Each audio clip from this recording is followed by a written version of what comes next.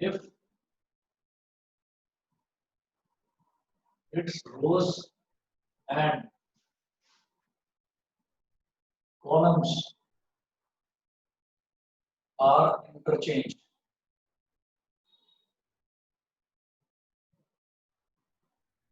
That is, determinant A, B, C, D, E, F, G, H, I.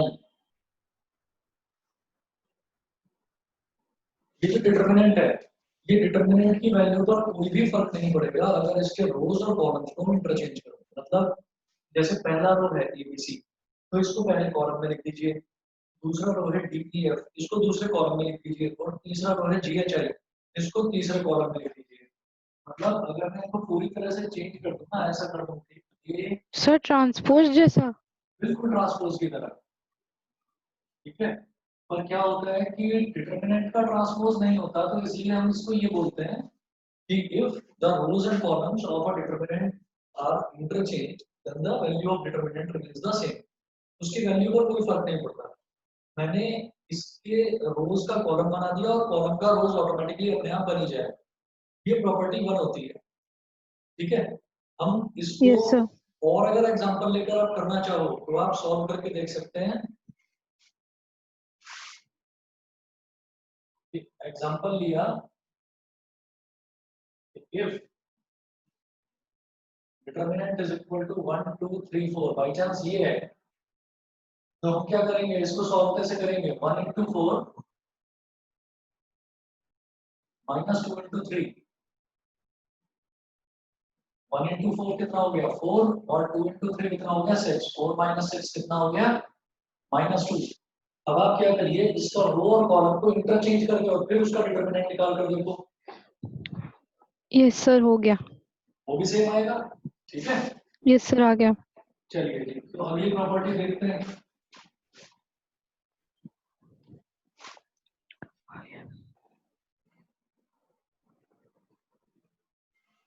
Property 2, ये है page number 110 पर। Property 2, if any two rows or columns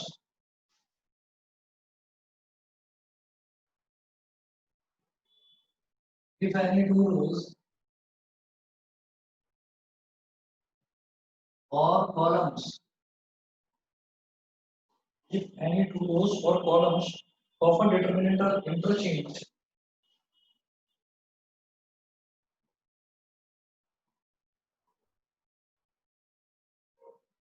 of a determinant are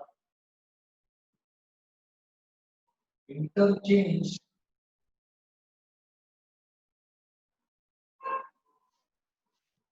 then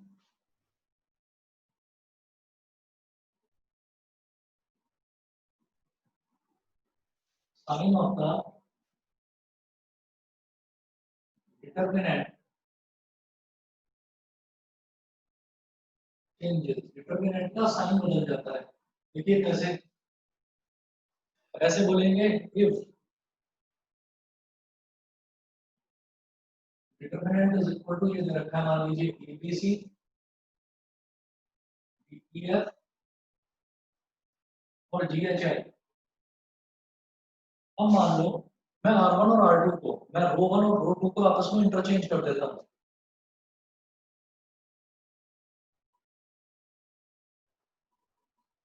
apply R1 interchange with R2, ये double sided arrow होता है ना, इसका मतलब होता है कि R1 और R2 को इंटरचेंज कर दिया। मतलब R1 की जगह पर रो 1 की जगह पर रो 2 को लिख दिया, रो 2 की जगह पर रो 1 को लिख दिया। तो डिटरमिनेंट में क्या आ जाता है, बाहर -1 आ जाता है, ये हो जाएगा, ऊपर आ जाएगा DEF, रो 2 की जगह पर आ जाएगा ABC, और नीचे GHI तो अपनी जगह है ही। सर वैसे वैल्यू सेम रहेगी, बस साइन चेंज हो रहा है। बस साइन चेंज हो जाएगा, वैल्यू सेम रहेगी अगर मैंने एक रो से दूसरी रो को इंटरचेंज कर दिया तो। ठीक है सर। ठीक है, चलिए ये आपका हो गया प्रॉपर्टी 2। इसके बाद में प्रॉपर्टी 3 देखते हैं।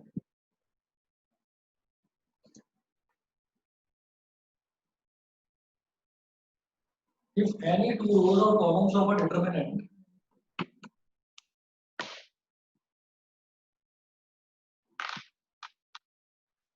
property 3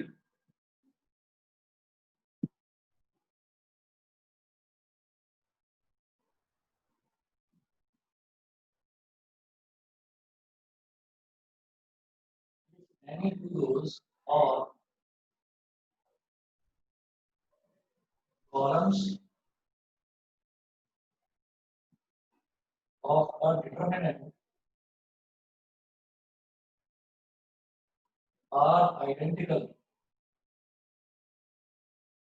If any two rows or columns of a determinant are identical, okay, then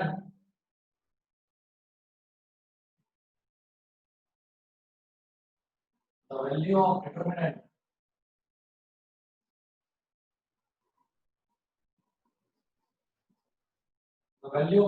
is 0. अगर मान लीजिए किसी भी एक डिटर्मिनेंट में कोई भी दो रो या कोई भी दो कॉलम आइडेंटिकल है, मतलब सेम है बिल्कुल, तो हम ये बोलेंगे कि उस डिटर्मिनेंट को जब मैं सॉल्व करूंगा ना तो उसकी पूरी वैल्यू 0 आ जाएगी. Example, if determinant is equal to a b c, जैसे ये है, और अगला हो जाए d e f, और जो थर्ड रो है वो भी हो जाए a b c, तो हम यहाँ पर बोलेंगे since r1 and r3 are identical मतलब सेम है. रो 1 क्या है एबीसी, रो 3 क्या है एबीसी, दोनों के दोनों बिल्कुल सेम है. therefore डिटरमिनेंट की वैल्यू हो जाएगी 0. ये थर्ड प्रॉपर्टी थी. इसके बाद property number 4,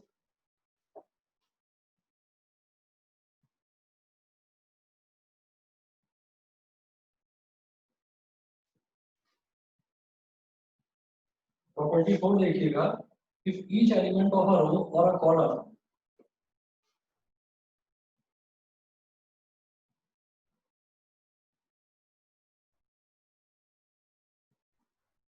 if each element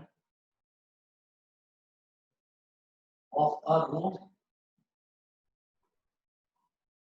or a column of a determinant is multiplied by r,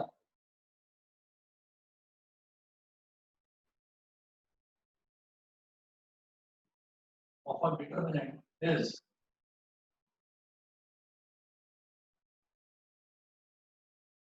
multiplied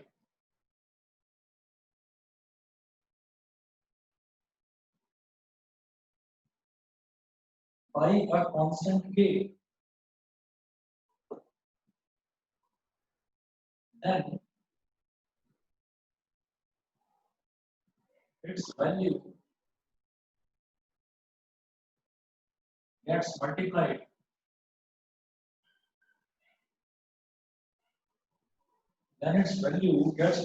by k. ये ऐसा है कि हमने बोला example, determinant is equal to a b c d e f g h i. इसके किसी भी रो को और या फिर किसी भी कॉलम को आप किसी एक कांस्टेंट से मल्टीप्लाई कर दीजिए. मैंने ऐसा करा कि कॉलम 2 को मैं मल्टीप्लाई कर रहा हूं एक कांस्टेंट k से.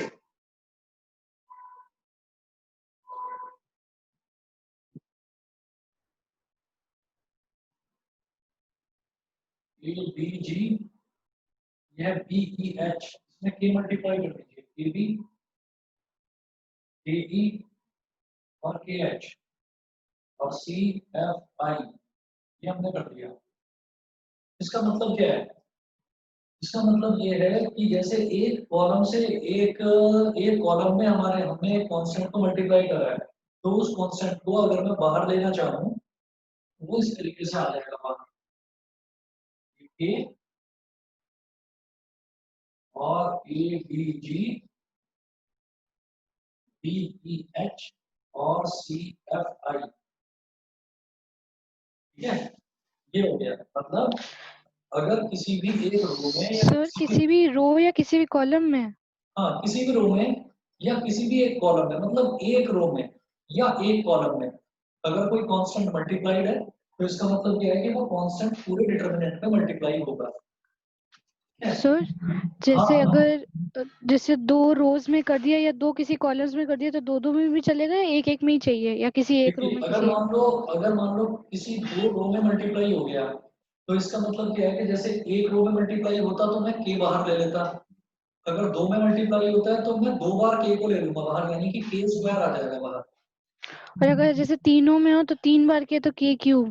के क्यूब हो जाएगा, बिल्कुल। अच्छा ठीक है सर। है ना, मतलब उसमें क्या होता था, जैसे मैट्रिक्स होती थी ना, तो मैट्रिक्स हम्म। में तो पूरे के पूरी मैट्रिक्स में से कोई भी टर्म कॉमन आती थी, यस पूरी सर। मैट्रिक्स में से, मतलब हर एलिमेंट में से कोई टर्म कॉमन आती थी। यहाँ पर क्या होगा, किसी एक पर्टिकुलर रो या किसी एक पर्टिकुलर कॉलम में से कोई कांस्टेंट को कॉमन लिया जाएगा, ऐसा होता सर कॉमन जैसे अगर एक रो में दे रखा है या एक कॉलम में दे रखा है तो के हम सिंगल बार इसलिए लेते हैं क्योंकि इनडायरेक्ट वे में जब हम उसको सॉल्व करेंगे तो के मल्टीप्लाई सबसे होगा इसलिए। है। हाँ हाँ बिल्कुल सही पहचाना, बिल्कुल सही। अच्छा ठीक है, ठीक वही है, चीज पूछनी थी। Yes sir. इसके बाद है हमारा property number 5।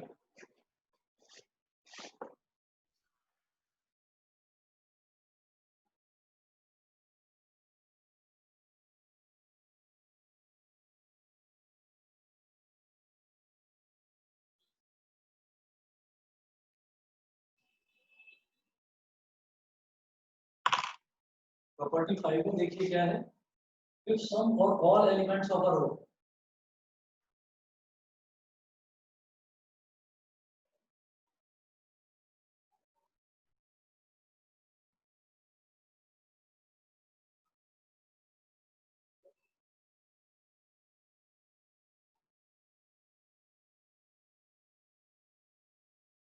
if sum or all elements if sum or all elements of a row or column of a determinant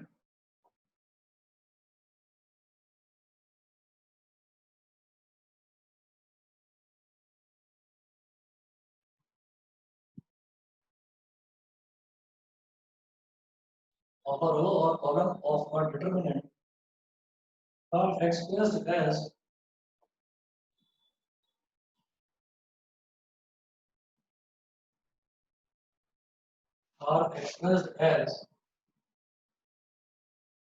sum of two or more terms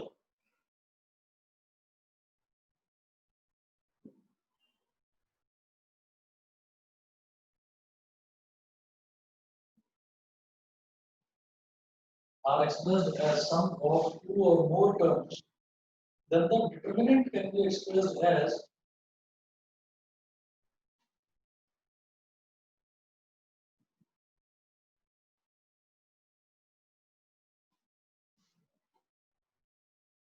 then the determinant can be expressed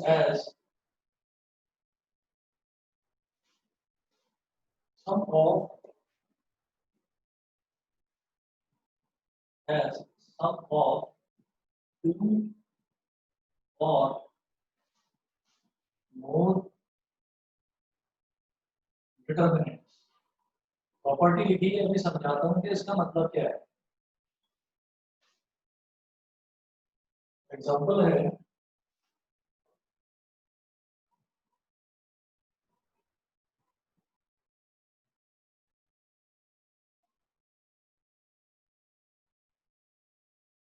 a1 plus lambda 1, a2 plus lambda 2, a3 plus lambda 3, और दूसरा रो में है b1 b2 और b3, और तीसरी रो में है c1 c2 और c3, c1 c2 c3। हमने ये कहा कि एक रो में देखिए, एक रो में कुछ ऐसा दे रखा है कि एडिशन करके दे रखा है, दो टर्म्स ऐड हो रही हैं, तो इसका मतलब मैं ऐसा कर सकता हूँ उसको कि जो रो 2 और रो 3 है, b1 b2 b3 c1 c2 c3, इसको तो सेम रखिए, B1 B2 B3 C1 C2 C3 इसको सेम रखो और इसमें सिर्फ पहला पहला टर्म लो A1 A2 A3 A1 A2 A3 plus अब क्या करिए अब दूसरा और तीसरा कॉलम इसमें भी सेम रखिए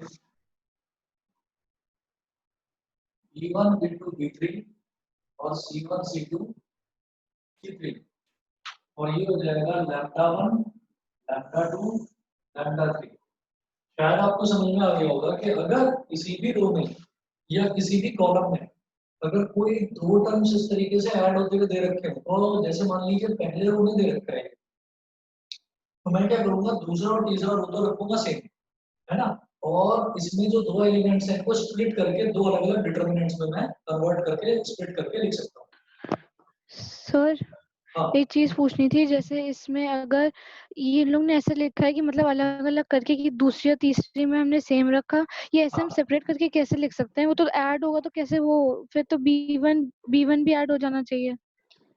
देखो ऐसा है कि यहाँ पर क्या है ना कि जो डिटर्मिनेंट है डिटर्मिनेंट का एडिशन ऐसे नहीं होता कि b1 प्लस b1 कर दिया तो 2b1 हो गया b2 प्लस b2 कर दिया तो 2b2 हो गया वो तो होता था मैट्रिक्स एडिशन कि हर एक एलिमेंट को हम ऐड करते थे कॉरस्पॉन्डिंग एलिमेंट को यहाँ पर क्या अच्छा। होगा यहाँ पर इस डिटर्मिनेंट की आप वैल्यू निकालोगे पहले डिटर्मिनेंट को सॉल्व करोगे फिर इस डिटर्मिनेंट को सॉल्व करोगे तो डिटर्मिनेंट को सॉल्व करके जो वैल्यू आएगी और इस डिटर्मिनेंट को सॉल्व करके जो वैल्यू आएगी उन दोनों को ऐड करो तो एक प्रॉपर वैल्यू आ गई आपके पास उसके बाद आप क्या कीजिए इस पूरे को सॉल्व कर लो ऐसे है ना एक्सपेंड करो एक्सपेंड कैसे करेंगे मान लो मैंने रो वन के अराउंड एक्सपेंड करा तो a1 प्लस लैम्डा वन इस कॉलम को छोड़ो इस रो को छोड़ो this into this minus this into this फिर अगला टर्म ठीक है ऊपर आता है सर। माइनस हाँ मतलब सर अगर हम ऐसा करके हो देखें सकता है, हाँ सर जैसे ऐसा हो सकता है जैसे हमने λ1 फर्स्ट रो में ऐड किया, ये कॉलम्स में ऐड हो सकता है? हाँ कॉलम्स में भी ऐड हो सकता है लेकिन यहाँ पर क्या है ना यहाँ पर मुझे पहली रो में दे रखा है तो इस वजह से मैंने इसको इस तरह से स्प्लिट करा ऐसा भी हो सकता था कि a1 plus lambda one b1 plus lambda one c1 plus lambda one इधर दे रखा होता तो फिर मैं क्या करता मेरा c2 और c3 सेम रहता मैं सिर्फ c1 को स्प्लिट करता यहाँ मैंने क्या करा है यहाँ मैंने सिर्फ रो वन को स्प्लिट करा है ठीक है सर। समझ गए तो दो अलग अलग यस। डिटरमिनेंट में स्प्लिट हो गए अच्छा इसके बाद जो प्रॉपर्टी 6 है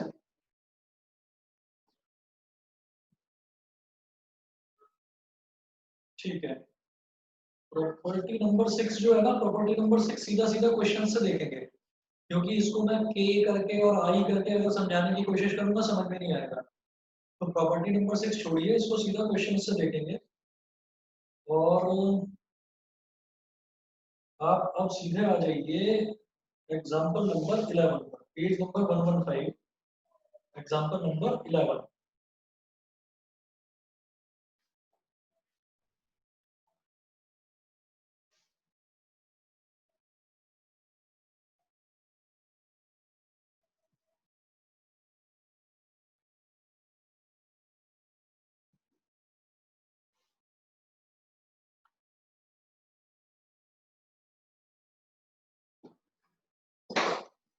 बस एक मिनट रुको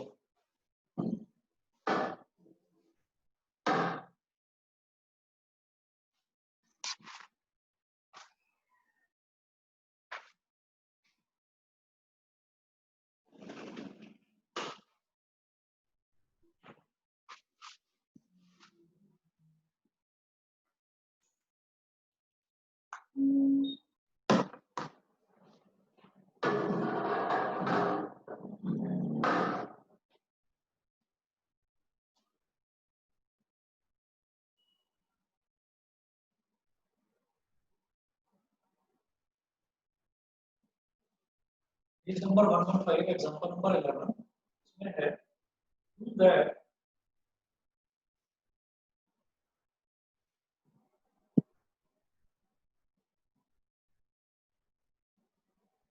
that a plus b a plus b plus c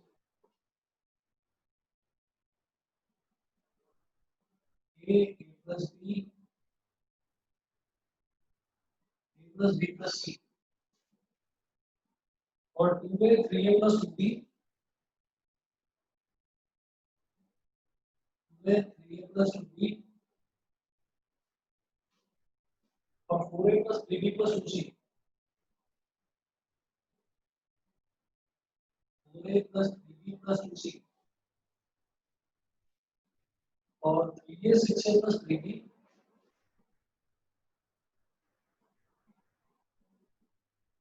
3a 6a plus 3b और 10a plus 6b plus 3c 10a plus 6b plus 3c is equal to a cube. मेरे को ये चीज प्रूव करनी है। अब इसमें आप क्या देखेंगे कि जैसे मान लीजिए हमारे पास ये दे रखा है, एक ही डिटरमिनेंट दे रखा है, अगर इसकी मैं लेफ्ट हैंड साइड को सॉल्व करूं तो लेफ्ट हैंड साइड में मेरा ये टारगेट रहता है कि या तो कोई एक पूरा कॉलम या एक पूरी रो वो जीरो बन जाए। एक चीज तो ये रहती है दिमाग में। दूसरी चीज ये रहती है कि या फिर हमारा ऐसा हो जाए कि कोई एक कॉलम या कोई दो कॉलम या कोई दो रो वो बिल्कुल आइडेंटिकल हो जाए, सेम हो जाए, तो पूरा डिटरमिनेंट जीरो हो जाएगा। और या फिर हम एक काम करते हैं कि किसी एक कॉलम में या किसी एक रो में हम दो एलिमेंट्स, कम से कम दो एलिमेंट्स को तो जीरो बना ही लेते हैं। अगर दो एलिमेंट्स भी जीरो बन गए तो तीसरे एलिमेंट के अलावा उसको एक्सपेंड कर देंगे। तो हमारा टारगेट ये रहता है। समझ रहे हो मेरी बात? यस सर, समझ आ रहा है। हाँ, अब देखिएगा, अब मैं क्या करूँगा, जैसे मान लो यहाँ पर दे रखा है ए है, 2a है, 3a है, तो मुझे एक चीज साफ समझ में आती है। अगर मैं इसमें a में 2 मल्टीप्लाई कर दूं तो ये 2a बन जाएगा, 2a माइनस 2a कर दूंगा तो 0 हो जाएगा। सिमिलरली 3a माइनस 3a कर दूंगा तो वो भी 0 हो जाएगा। तो मैं यहाँ पर क्या अप्लाई करूंगा, LHS डिटरमिनेंट पहले तो लिख दीजिए LHS a plus b plus b plus c, फिर 2a 3a plus 2b 4a plus 3b plus 2c, फिर 3a 6a plus 3b 10a plus 6b plus 3c, ये हो गया। तो यहाँ पर 2a में से अगर 2a सब्ट्रैक्ट हो जाए तो 0 हो जाएगा, तो मैं कहूँगा अप्लाई। अब ये जो 2a है ये लाई कर रहा है हमारा कौन सी सेकंड रो में, और ये लाई कर रहा है फर्स्ट रो में। तो आप कहें apply R2 is equal to R2 minus 2R1। ये समझ में आ गया? Yes sir. अब इसी तरीके से हमें एक चीज को फिक्स करना होता है।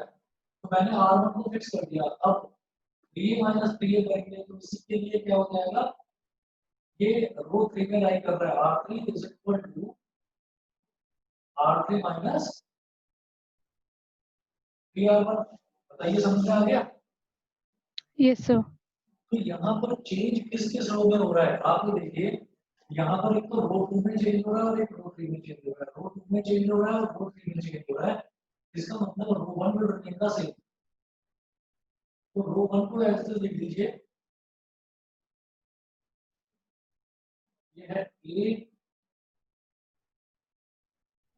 plus b plus b plus c, R2 minus 2R1, तो 2a minus 2 into a 0, 3a plus 2b minus 2 into a plus b, 3a minus 2a हो गया a और 2b minus 2b हो गया 0। ये सिंपली a बचेगा मेरे पास। फिर 4a plus 3b plus 2c minus 2 into a plus b plus c, 4a minus 2a 2a, 3b minus 2b plus का b और 2c minus 2c 0। ये हो गया 2a plus b। Determinant form कर लीजिएगा। फिर देखिएगा कि R3 minus 3R1, तो 3a minus 3a 0, 6a plus 3b minus 3 into a plus b, तो 6a minus 3a। Yes sir, आ गया, a क्यूब आ गया आंसर, समझ आ गया। हो गया? चलो ठीक है। अब इसी तरीके से एग्जांपल नंबर 12 देखिए, अगला अगर दे रखा है तो एग्जांपल नंबर 12। एग्जांपल नंबर 12 में क्या है कि without expanding proof that this determinant is equal to 0। Example 12 sir ये तो सीधा प्रॉपर्टी लग जाएगी। बताओ जी, इसमें क्या करेंगे हम? जैसे आप देखो डिटरमिनेंट में दे रखा है, पहले रो में दिया है x प्लस वाई, दूसरे में दिया है, बस मैं 1 मिनट लिखकर बता रहा हूँ आपको।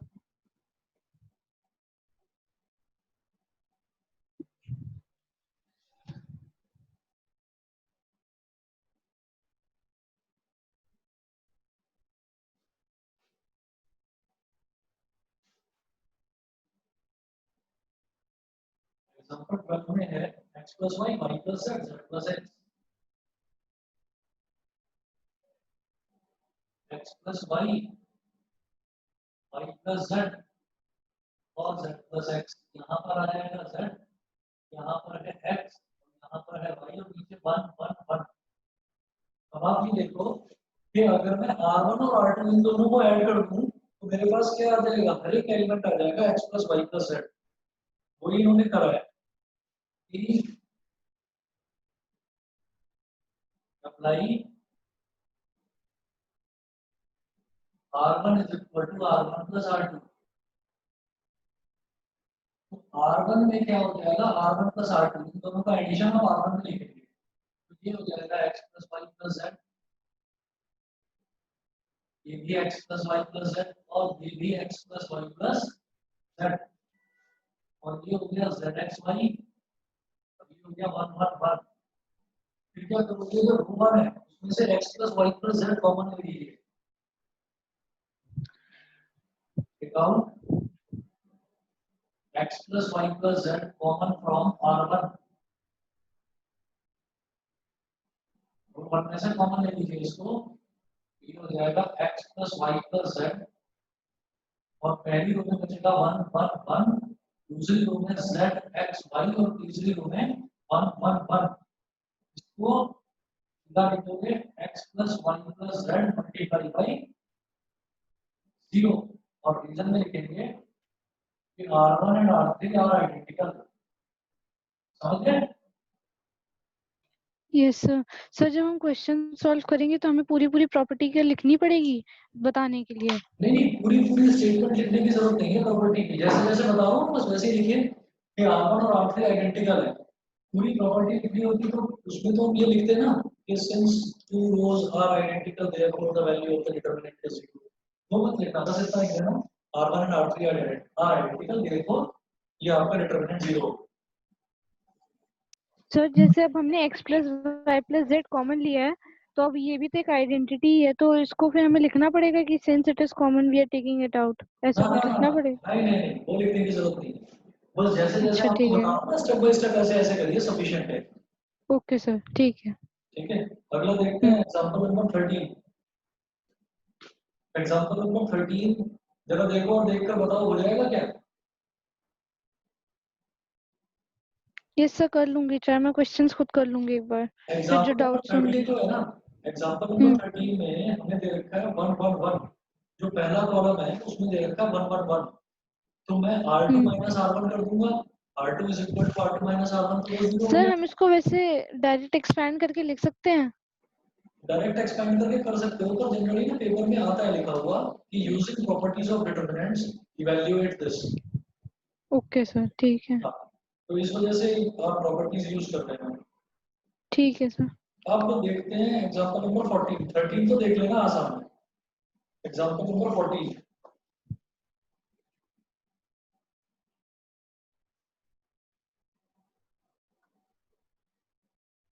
अच्छा सर मेरे ना वो क्या कहते हैं परसों से स्कूल खुल रहे हैं और हमारा टाइम टेबल आ गया है, तो वो 12:40 तक रहेंगी क्लासेस, तो आप तब भी क्लासेस रखना चाहें तो कोई दिक्कत नहीं है, तो मैं 1 12:40 बजे रख तक सकता हूँ रहेंगी। मैं क्लास, अगर 12:40 तक आपका है ये सर रख सकते हो आप। ना। लंच किस टाइम करते हो, क्या सर? लंच किस टाइम करते हो, लंच में डिस्टर्ब होगा तो बताओ 1:30 से रखूं। नहीं नहीं सर कोई दिक्कत नहीं, आप 1 बजे से रख लो, कोई ठीक दिक्कत नहीं है। ठीक है।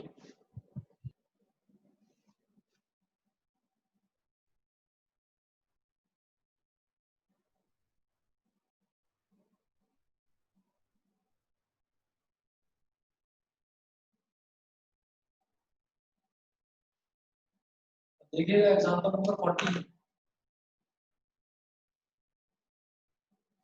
क्या है।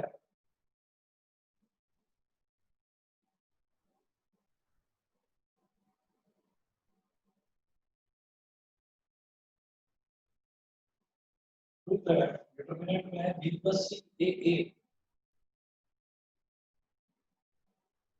Plus C A B C plus A और बी सी प्लस ए और B C A plus B C A plus B is equal to 4 ABC. ये चीज प्रूव करनी है। तो इसमें देखिएगा कि यहाँ पर मुझे कोई भी ऐसा तरीका नजर नहीं आ रहा कि किसी एक रो में या किसी एक कॉलम में मेरे तीनों एलिमेंट कुछ ऐसे बन जाए कि 1 बन जाए, ताकि मैं R2 माइनस R1 या R3 माइनस R1 करके 0 बना सकूं।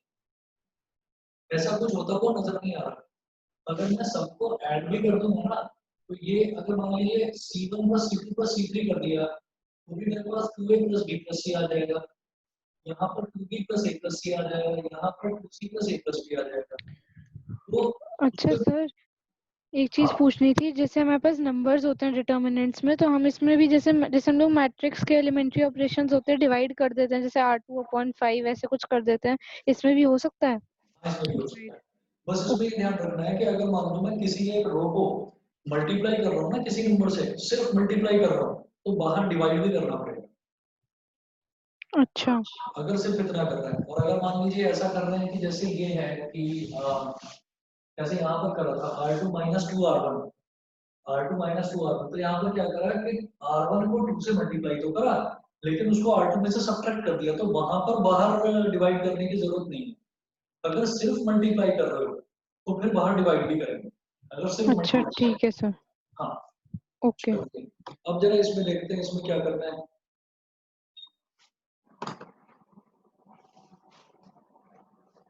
मैंने कहा कि अगर ये b प्लस सी है और इसमें से मैं इन दोनों के एडिशन को सब्ट्रैक्ट कर दूं तो 0 बन जाएगा, एक टर्म 0 बन जाएगा। तो हम यहाँ पर ऐसा करते हैं,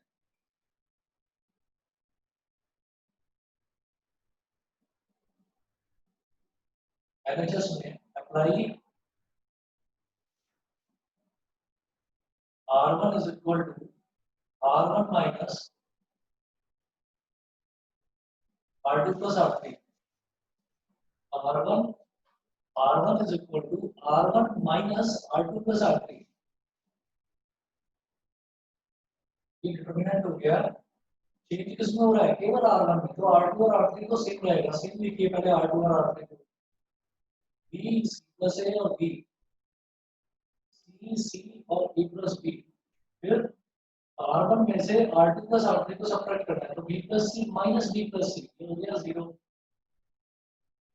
और A minus C plus A plus C, यानी कि A minus 2C minus A minus A cancel out, minus 2C बचेगा। समझ में आ रहा है ना ये? Yes sir.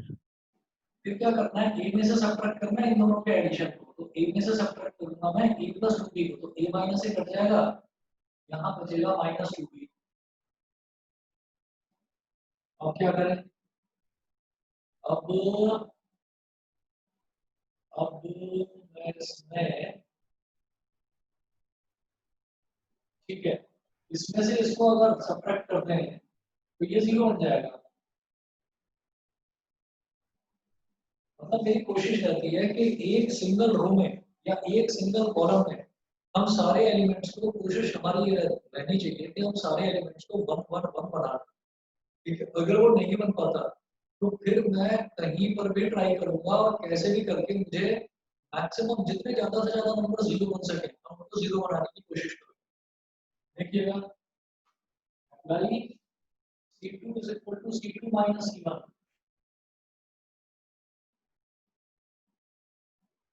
सर ये भी चीज पूछनी थी, जैसे अब हम लोग अगर रो वाला एलिमेंट्री ऑपरेशन यूज कर रहे हैं तो सिर्फ रो ही यूज करना चाहिए ना, कॉलम वाला कैसे कर सकते ना हैं? ना ना ना, ऐसा नहीं है। जो हमारा एलिमेंट्री रो ट्रांसफॉर्मेशन था ना, उसमें करते थे वो काम को इनवर्स फाइंड आउट करने के लिए मैट्रिसेस में। यहाँ तो उसमें सिर्फ आप एक ही चीज लग सकती है? सिर्फ एलिमेंट्री रो ट्रांसफॉर्मेशन में करते थे कि रो में ही अप्लाई करते थे फॉर्मूले। यहाँ पर क्या है, आप रो में भी कर सकते हो, कॉलम में भी कर सकते हो, जैसा मन करे वैसा कर सकते अच्छा दोनों एप्लीकेबल हैं? हो। हाँ, दोनों यूज कर सकते हो, कोई प्रॉब्लम नहीं। ठीक है सर। प्रॉपर्टीज ऑफ डिटरमिनेंट्स में करा जा सकता है, लेकिन जब इनवर्स निकालने के लिए आता है ना मैट्रिसेस में, और वो आपको बोलते हैं क्वेश्चन में कि यूजिंग एलिमेंट्री ट्रांसफॉर्मेशन, तो एलिमेंट्री ट्रांसफॉर्मेशन में हम सिर्फ रो को यूज करते हैं, कॉलम को यूज नहीं करते। ठीक है सर। चलिए अब C2 is equal to C2 minus C1, तो चेंज केवल C2 में हो रहा है, C1 में रिमेन द सेम, तो 0 BC, C2 minus C1 minus 2C minus 0 क्या हो गया, minus 2C, C plus A minus B, ये C plus A minus B, और C minus C ये हो गया 0, ठीक है, और बाकी ये भी सेम रहेगा, minus 2B B और A plus B। हाँ जी, इसके बाद हम क्या कर रहे हैं, अब देखिएगा, अब अगर मैं इसमें से, अगर इसमें से C3 में से C1 को सब्ट्रैक्ट कर दूं, तो ये B माइनस B ये 0 बन जाएगा। यस ये सर। दो 0 होंगे, एक 0 और बन जाएगा बस, लेकिन इससे कोई फायदा, सर ज्यादा जीरो करने से इजी हो जाता है क्या सॉल्व करना उससे, ज्यादा मतलब? 0 करने से इजी हो जाता है सॉल्व करना। ठीक है सर। हाँ, हम एक काम करते हैं, फिर यहाँ पर करेंगे, मैं इसको इधर कर रहा हूँ आगे,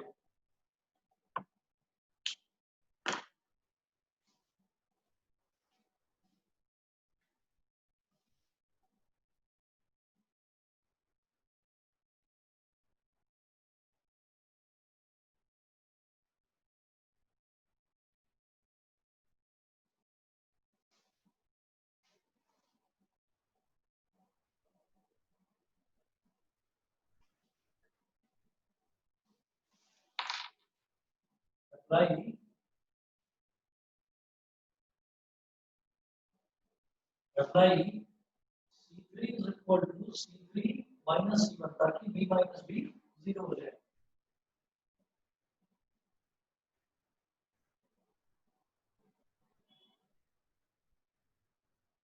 तो सिर्फ C3 में चेंज हो रहा है, C1 और C2 सेम रहेंगे, 0 BC minus 2C plus A minus B 0 minus 2B minus 0, ये कितना हो गया, minus 2B, B minus B ये कितना हो गया, 0, और A plus B minus C, A plus B minus C, ये आपका अब डिटरमिनेंट हो गया। अब देखिएगा, अब मेरे पास इसमें ना तीन जगह 0 नजर आ रहे हैं, तीन 0 नजर आ रहे हैं, और मुझे कहीं कोई ऐसी टर्म नजर नहीं आ रही कि मैं उसको 0 बना सकूं किसी भी तरह से। सर इसको सॉल्व करने से 4 ABC आ गया मेरा, जो आपने ये वाला हाँ, स्टेप किया ना इसके बाद आ गया। अच्छा, इसको एक्सपेंड करके कर लिया, यस सर आ गया 4 ABC। ठीक है, छोड़ दूं फिर, यस सर। ठीक है। अच्छा, अब इसके बाद है हमारे पास, अच्छा जो इन्होंने करा है, इन्होंने तो सिर्फ एक ही 0 बनाया था और फिर एक्सपेंड कर दिया, आपने जैसे 3 0 बनाए तो आप एक्सपेंड करके देखना, जितना इन्होंने करा है ना सॉल्व, हमारा इनके कंपैरिजन में आसान हो गया है। यस सर काफी आसान हो गया उससे। चलिए जी, अब हम देखते हैं एग्जांपल नंबर 15 में दे रखा है, if x y z are different and determinant this, ये गिवन है,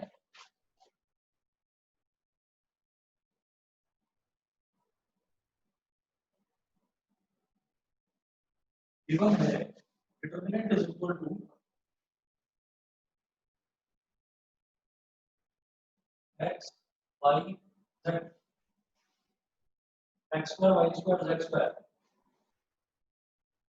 x square y square z square, 1 plus x cube 1 plus y cube 1 plus z cube, 1 plus x cube 1 plus y cube और 1 plus z cube is equal to 0, ये 0 के बराबर दे रखा है, show that 1 plus xyz is equal to 0,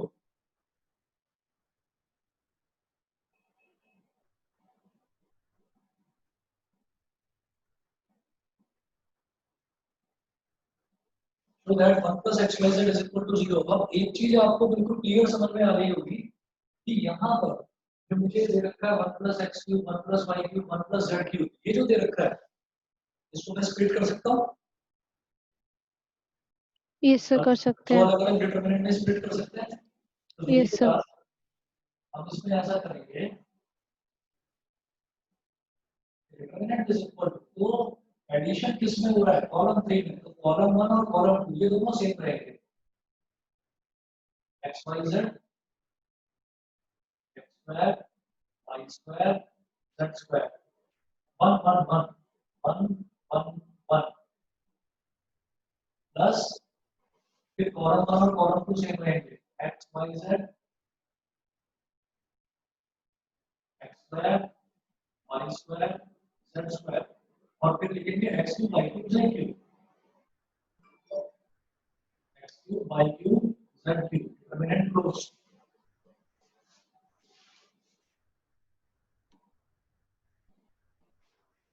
ठीक है, और is equal to 0 है, इज इक्वल टू 0 है, वो दिखाई नहीं दे रहा, आप समझ जाना आपने। अब वो हम क्या करेंगे कि जो ये वाला टर्म है इसमें इसको 1 1 1 कॉलम 2 और कॉलम 3 को इंटरचेंज करो, apply C2 interchange with C3 in first determinant and take out x common from, sir कोई भी ऑपरेशन लगा सकते हैं ना वैसे तो क्वेश्चन के हिसाब से। हाँ, अब मैं सेकंड डिटरमिनेंट की बात कर रहा हूँ, and take out x common from R1, y common from R2, y common from R2 and z common from R3 from second determinant।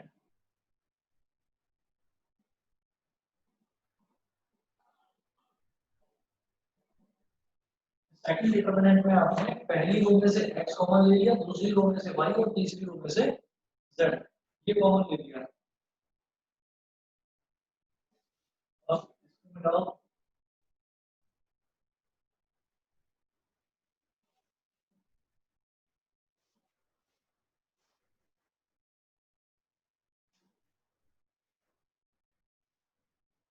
और यहाँ पर इसमें तो मैंने C2 और C3 को इंटरचेंज करा, जब किसी दो कॉलम्स को या किन्हीं दो रोज को हम इंटरचेंज करते हैं तो बाहर -1 आ जाता है, तो डिटरमिनेंट इज इक्वल टू, यहाँ तो आ गया -1 और ये हो गया x y z as this, और इनको इंटरचेंज करेंगे तो 1 1 1 1 1 1 और x square y square z square, determinant close, plus पहली रो में से x लिया, दूसरी में से y लिया, तीसरी में से z लिया, तो बाहर क्या आ गया x y z, तो डिटरमिनेंट में क्या बचा 1 x x square 1 x x square 1 y y square 1 z z square is equal to 0। ठीक है, और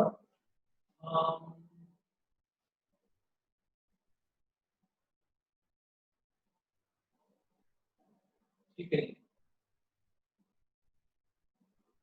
अब आप क्या करिए, इसमें अप्लाई इन दोनों में C2 और C1 को इंटरचेंज कर दो, C2 और C1 को इंटरचेंज कर दो, तो apply C2 interchange with C1 in first determinant,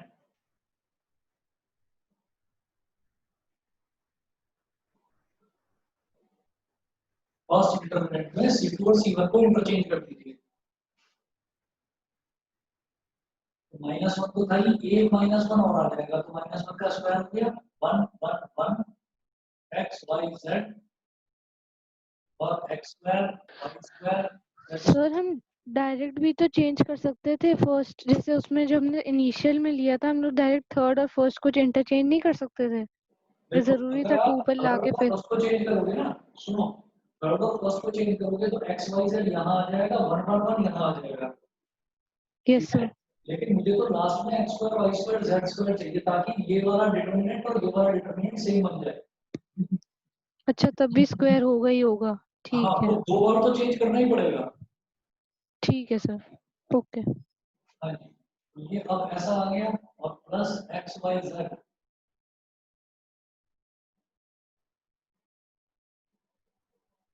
one x x square one Y Y square one Z Z square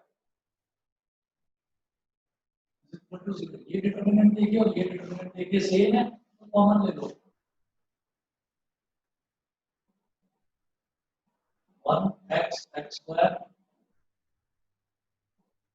one Y Y square one Z Z square. यहाँ क्या बचेगा one, यहाँ क्या बचेगा X Y Z, one plus x Y Z equal to zero. ये समझ में आ गया? Yes sir. ठीक है, जब इतना हो गया तो अब मैं क्या करूंगा कि अब इसमें मैं वो लगाऊंगा, प्रॉपर्टी लगाऊंगा, वन वन वन आ गया तो यूजिंग दिस एंड दिस, मतलब इसको फिक्स करके वन माइनस वन करूंगा तो जीरो, वन माइनस वन करूंगा तो zero. Apply R2 is equal to R2 minus R1 and R3 is equal to R3 minus R1। Sir एक चीज पूछनी थी, जैसे हमारी आइडेंटिटी थी कि कोई भी दो रोज या दो कॉलम्स अगर सेम है तो जीरो हो जाएगा डिटर्मिनेंट। जैसे हाँ, अगर ये जैसे सिंगल वन वन वन है तब क्या होता है? तब भी कुछ ऐसी कोई प्रॉपर्टी है क्या, ये मतलब जीरो ही होगा ये भी? अच्छा ये अगर वन वन वन आ गया यस सर, यही पूछ रही थी ना कि ना जैसे कोई एक कोई चीज भी। नहीं नहीं, सिर्फ अगर एक सिंगल कॉलम या सिंगल रो में वन वन वन आ जाता है तो उसकी कोई प्रॉपर्टी नहीं होती। वो तो हमारे लिए आसान हो जाता है सॉल्व करना, कैसे कि जैसे वन वन वन हो गया तो वन वन माइनस वन करूंगा तो ये जीरो, वन माइनस वन करूंगा तो ये जीरो, तो ये वन किस में लाई कर रहा है R2 में, तो R2 minus R1, R2 is equal to R2 minus R1। Similarly वो मुझे R3 इज लग रहा इक्वल था टू, सर जैसे कि मतलब ना कि अगर कोई भी एक रो या एक कॉलम वैसे ही सेम है पूरे, जैसे एक रो में जैसे सारे सेम एलिमेंट्स है तो नहीं नहीं नहीं ऐसा तो कुछ नहीं था। अच्छा ना, ठीक है। दो रोज या दो कॉलम अगर सेम हो जाएंगे तो फिर आपको सॉल्व भी नहीं करना, फिर आप सीधा ठीक है लिखोगे कि सर। वो जीरो है। ओके। चलो, अब हम इसमें क्या करेंगे कि ये हो जाएगा R2 में चेंज हो रहा है और R3 में चेंज हो रहा है, इसका मतलब R1 तो सेम है तो R1 सेम लिखो, one x x square one minus one zero, ये हो गया वाई माइनस एक्स, ये हो गया y square minus x square, one minus one zero, ये हो गया जेड माइनस एक्स और ये हो गया z square minus x square into one plus x Y Z is equal to zero. ठीक है, तो अब इसको जैसे सॉल्व करेंगे, expanded along C1, expand it along C1, तो ये वाला रो छोड़, ये वाला कॉलम छोड़ दो और ये वाला रो छोड़ दीजिए आप, तो this into this minus this into this,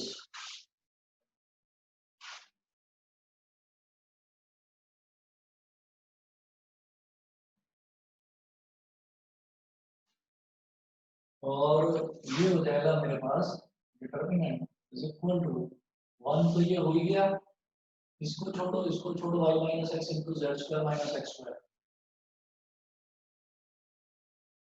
y minus x into z square minus x square minus z minus x into y square minus x square multiplied by 1 plus xyz is equal to 0। अब क्या है इसमें कि ये देखिए y minus x यहाँ पर है, y minus x और z square minus x square को मैं लिखूंगा z plus x into z minus x minus z minus x as it is और ये Y square minus x square को मैं लिखूंगा Y plus X into Y minus X और multiply by 1 plus x Y Z is equal to 0। अब देखो यहाँ पर y माइनस एक्स है, इधर भी y माइनस एक्स है, इधर z माइनस एक्स है, इधर भी z माइनस एक्स है, कॉमन निकाल दो दोनों को। y minus X into z minus x common निकाल लिया, ब्रैकेट में क्या बचेगा, यहाँ पहले में तो बचेगा z प्लस एक्स, दूसरे में बचेगा y plus X with minus sign, तो माइनस वाई माइनस एक्स, और लास्ट में 1 प्लस एक्स वाई जेड था ही, is equal to 0। Minus X plus X cancel out हो गया, तो ये आ गया y minus X z minus X z minus Y और 1 plus x Y Z is equal to 0। फिर है since x y and z are different. अब आप एक चीज देखिए, तीन टर्म्स का मल्टीप्लिकेशन थोड़ा ब्लर्ड हो गया ना व्यू। नहीं सर क्लियर है, ठीक है, ठीक है, समझ आ रहा है। अब आप ये देखिएगा कि जैसे इसमें ना क्वेश्चन में ये दे रखा था कि x y and z, if x Y z are different, अगर y माइनस एक्स यहाँ पर 1 2 3 और 4 चार टर्म्स हैं जो मल्टीप्लाई हो रही है, चार ब्रैकेट्स है ना, 1 2 3 4, ये चार ब्रैकेट्स हैं जो मल्टीप्लाई होकर पूरा प्रोडक्ट 0 बना रहा है, तो इनमें से कोई एक भी 0 हो जाएगा, मैं कहूंगा पूरा का पूरा एक्सप्रेशन 0 के बराबर आ जाएगा, इक्वेशन सेटिस्फाई हो जाएगी। तो क्योंकि दे रखा है कि एक्स वाई और जेड ये डिफरेंट है, तो y माइनस एक्स 0 तभी हो सकता है जब y और x सेम हो, ठीक है, तो ये भी 0 नहीं होगा। z माइनस एक्स तभी 0 हो सकता है जब z और x दोनों सेम हो, तो ये भी 0 नहीं होगा। और z माइनस वाई तभी 0 हो सकता है जब z और y दोनों सेम हो, कि z और y दोनों सेम होंगे तभी तो z माइनस वाई 0 होगा। बताइए, समझ गए? Yes sir. सर हम इसको ऐसे भी कर सकते हैं, जैसे अब ये हम लोग का चारों का प्रोडक्ट है, जैसे हम y minus X is equals to 0, तो y is equals to X आ गया, z is equals to X आ गया, फिर z is equals to y आ गया, वैल्यू पुट कर देंगे तो वैसे नहीं हो पाएगा ना, क्योंकि दे रखा है कि x y and z are different, तो दोनों अच्छा को तो दोनों को सेम कैसे कर सकते हैं, दोनों इक्वल कैसे बनेंगे। अच्छा हाँ ठीक है, हमने ओके। कहा कि x y and z are different, therefore y minus x can't be equal to 0 semicolon, z minus x can't be equal to 0 semicolon, z minus y can't be equal to 0। तो ये तीन term तो 0 के बराबर हो नहीं सकते, तो इसका मतलब जो ये चौथा टर्म बचा है यही 0 के बराबर होगा, तभी ये इक्वेशन सेटिस्फाई होगी। तो हम लिखेंगे it implies that 1 plus xyz is ठीक है equal सर। to प्रूव, यही चीज प्रूव कर, समझ गए? यस सर, आ गई, अब समझ आ गई। ठीक है, आगे भी बेटा ट्राई करना, मैं बस निकल रहा हूँ, मेरी दूसरी क्लास है अभी, ठीक है? चलो ठीक है सर, ओके। हाँ, चलिए thank you sir. Okay sir आपने वो क्वेश्चंस देखे थे जो मैंने भेजे थे आपको रिलेशन वाले? अरे मैं भूल गया, बहुत पुरानी बात हो गई, ध्यान नहीं रहा। चलो मैं देख लूंगा, देख कर बता दूंगा आपको। चलो ठीक है सर, ओके। चलिए ओके।